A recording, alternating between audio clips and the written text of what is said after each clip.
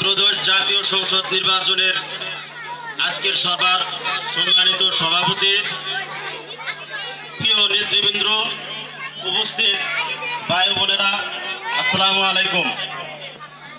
দেওয়ানগঞ্জ উপজেলার ২ নং চর আমখাও ইউনিয়নের ২ নং ওয়ার্ডের সংগ্রামী জনগণ, ভাই বোনেরা, আপনারা জানেন যে আজ আমরা এখানে সমাবেত হয়েছি একটি গুরুত্বপূর্ণ লক্ষ্য নিয়ে।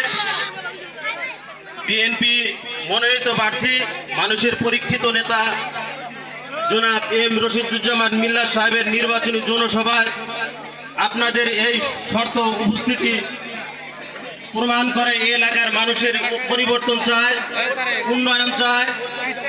প্রিয় এলাকাবাসী, আমরা সবাই জানি সানন্দবাড়ি নদী ভাঙন আমাদের জন্য কত বড় একটি অভিশাপ। ঘর বাড়ি, ফসলি জমি, রাস্তা সবকিছু নদীর গর্ভে চলে গেছে, কিন্তু এই বিষয় না কেউ কোনো কার্যকরী পদক্ষেপ নেয় না এই পর্যন্ত।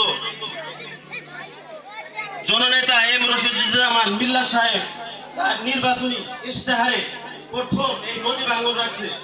তিনি নির্বাচিত হলে প্রথমেই নদী ভাঙন কাজ করে দিবেন, এমন প্রতিশ্রুতি তার নির্বাচনী ইশতেহারে প্রথম রাখছে। এই জন্য আমি বলি, আমাদের ২ নং ওয়ার্ডের যারা আছেন, আমাদের নদী কিন্তু বেশি দূরে না, কাছেই।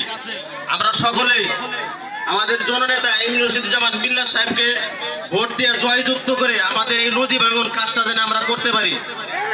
এবং তিনি কিন্তু সব সময় যেটা বলেন সেটাই করেন, কোনো ধরনের কোনো মিথ্যা প্রতিশ্রুতি দেয় না।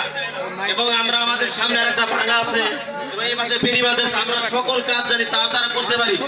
এই জন্য আমরা সবাই ধানের শীষ মার্কায় ভোট দিয়ে তাকে জয়যুক্ত করে এই কাজগুলো আমরা করে নেব, এই বলে আমি আমার বক্তব্য শেষ করছি। আসসালামু আলাইকুম। ধন্যবাদ। এখন আপনাদের